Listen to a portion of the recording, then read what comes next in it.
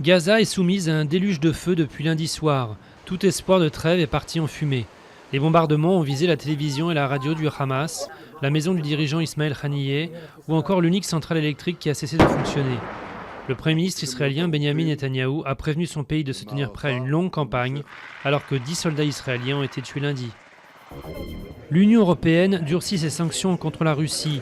Réunis à Bruxelles, les 28 devaient adopter mardi des sanctions concernant l'accès aux marchés financiers, les ventes d'armes et les technologies sensibles, alors que Moscou est toujours soupçonné de soutenir la rébellion dans l'est de l'Ukraine. L'Argentine est au bord d'un nouveau défaut de paiement, mais infiniment moins grave qu'en 2001.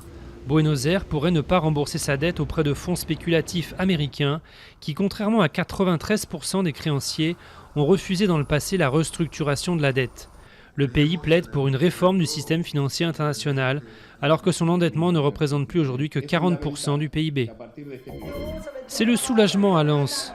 Le club des 100 et or jouera bien en Ligue 1 la saison prochaine, qui démarre dans quelques jours.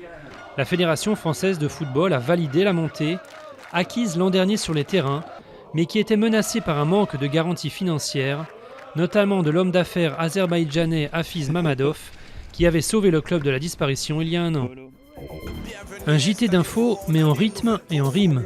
Depuis 2013, les rappeurs Xuman et Keiti ont lancé un journal télé rappé. Un regard décalé sur l'actualité, diffusé chaque vendredi sur une télévision locale et sur Internet, avec une partie en français et une autre en wolof.